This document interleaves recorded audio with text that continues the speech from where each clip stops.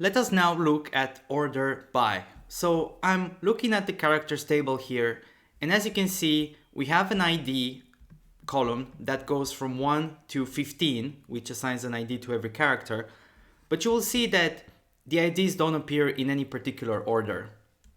And in fact, this is a general rule for SQL.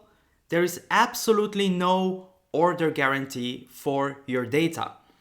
Your data is not stored in any specific order, and your data is not going to be returned in any specific order. And the reason for this is fundamentally one of efficiency, because if we had to always make sure that our data was perfectly ordered, that would add a lot of work. It would add a lot of overhead to the engine that makes the queries work. And there's really no reason to do this.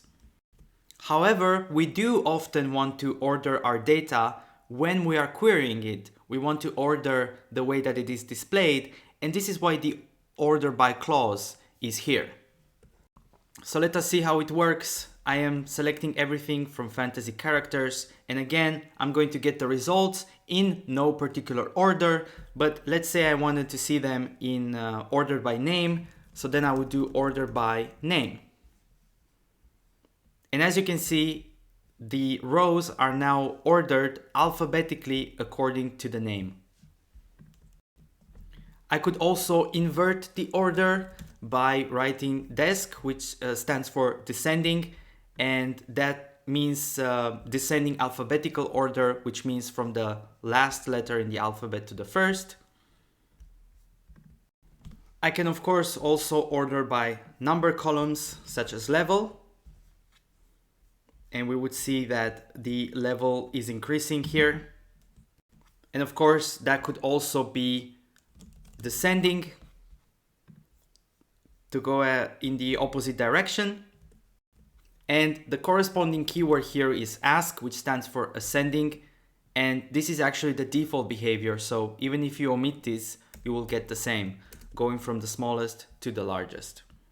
I can also order by multiple columns, so I could say order by class and then level.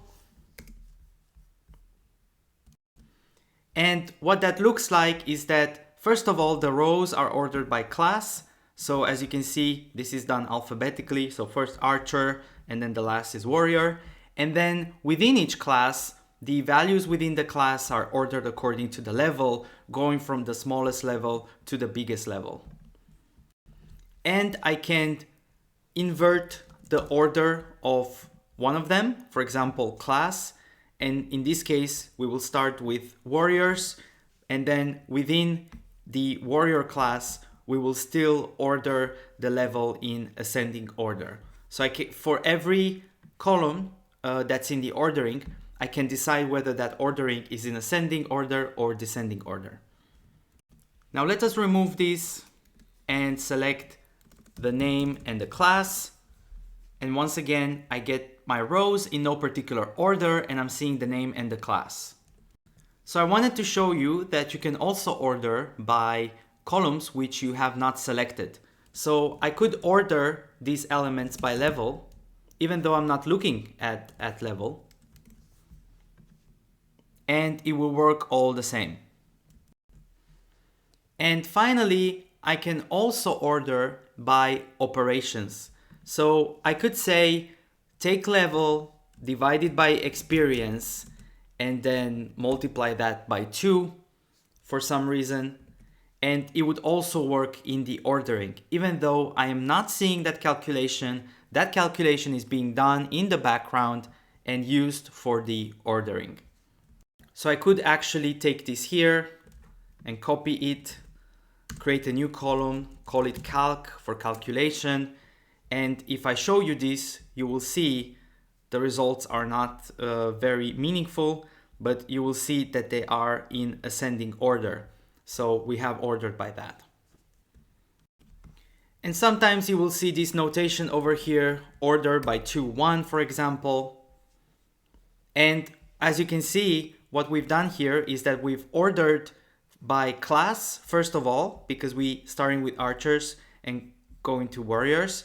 And then within each class, we are ordering by name also in ascending order. So this is basically referring to the columns that are referenced in the select. 2 means order by the second column which you have referenced, which in this case is class, and 1 means order by the first column that you referenced. So it's basically a shortcut that people sometimes use to avoid rewriting the names of columns that they have selected. And finally, when we go back to the order of operations, we can see that order by is happening really at the end of all of this process. So as you will recall, I have created this diagram that's a bit more complex to show what happens when we union different tables together. What happens is that basically all these operations, they run independently on each table, and then finally the tables get unioned together. And after all of this is done, SQL knows the final list of rows that we will include in our results. And that's the right moment to order those rows. It would not be possible to do that before, so it makes sense that order is located here.